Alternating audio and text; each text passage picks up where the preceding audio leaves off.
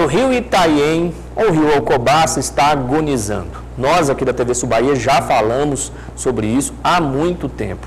A discussão em torno das condições do rio viraram aí tema de uma reunião na Câmara de Vereadores.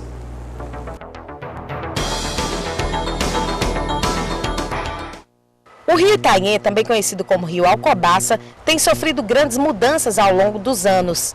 Seu Ranildo, mais conhecido como Sargento Ranildo, mora na região da Prainha com a família há mais de 3 gerações. Era para estar com esse volume de água, tudo completo de água, daquele barranco lá, essa extensão toda coberta aqui de água, essas pedras, tudo aqui. Tudo coberto. E o ciclo dos peixes, da desova, já era para estar acontecendo também. E pelo que eu vejo, algumas espécies vai ser, como a cromatã, aí vem a piaba, aí vem também que depende desse ciclo de água, vem os mandi, um peixinho pequenininho.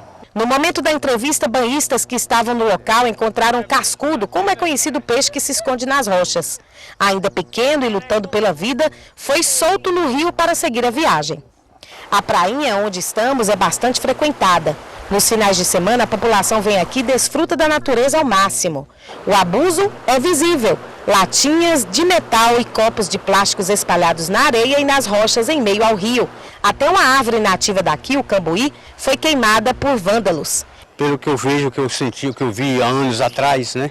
Eu, criança, tomando banho nesse rio com muito volume de água intenso nesse momento, nesse período, né?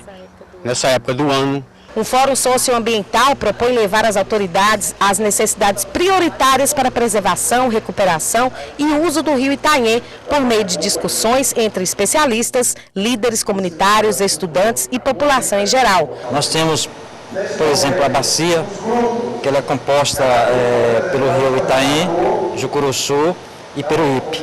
Porém, não existem ações efetivas, nós precisamos encontrar um meio de efetivar essas ações. Nós temos instrumentos públicos para que as ações possam ser efetivadas, porém não foram acionados. A nossa proposta do Fórum é justamente essa, buscar acionar essas ações através de um levantamento, um diagnóstico mais preciso, para que nós possamos apontar realmente de que forma nós queremos que esse rio seja revitalizado. O uso da água é um dos assuntos prioritários. É preciso o esforço de todos, de acordo com o professor em bacharelado interdisciplinar de ciências da UFSB, com ênfase em recursos hídricos e ambientais. Falta fiscalização. Nós temos 4 fiscais do INEMA somente para o estado todo, coisa que é impossível para você pensar numa coisa dessa. Isso seria 4 fiscais, seria interessante somente para Teixeira de Freitas. Onde você tem muita irrigação aqui e a pessoa aqui não irriga, ela joga água de forma indiscriminada e não pensa nisso. Mas ela tem culpa, não é só dela, é parte da instituição de governo e da sociedade como um todo. Falta uma fiscalização, falta ensinar de como essas pessoas fazerem de forma correta.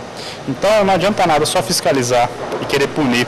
Tem que saber ensinar. Vanderlei Souza, mediador do grupo sobre cidades e seus efluentes, diz que as cidades precisam fazer mais em relação ao despejo das águas na natureza depois de usada. A questão do esgoto, né, assim chamando o efluente, ele está sendo colocado, despejado, digamos assim, no rio, de forma inadequada e, na maioria das vezes, sem nenhum tipo de tratamento.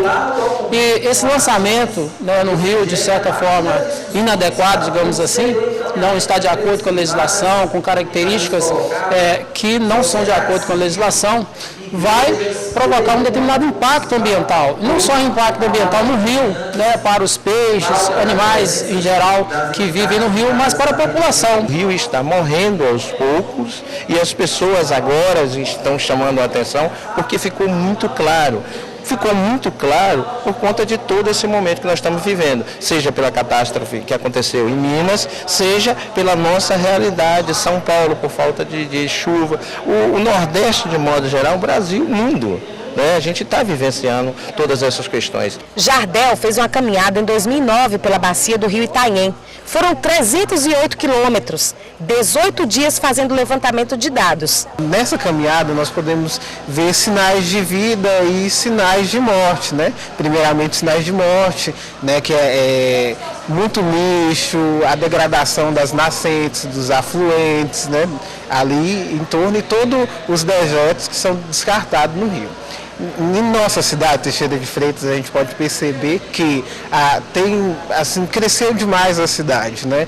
Praticamente criaram condomínios dentro das nascentes, né? Os condomínios eles foram construídos assim, sem calcular, sem planejamento de nada. Já existem leis que protegem o meio ambiente, mas é preciso fiscalizar, é preciso fazer mais, uma ação que tem que ser de todos os responsáveis.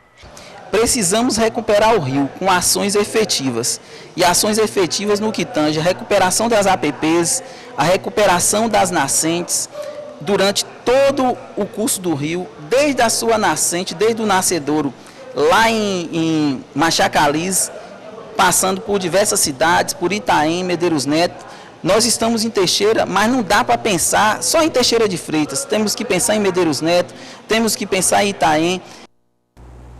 Temos que pensar sim no rio Itaém, né? E de maneira geral nós temos o costume de só fechar a porta depois que o ladrão entra. Não é de hoje que o rio Itaém dá sinais de problemas e a pergunta é, vamos esperar o nível das águas chegar ao colapso para mobilizar a Bahia inteira?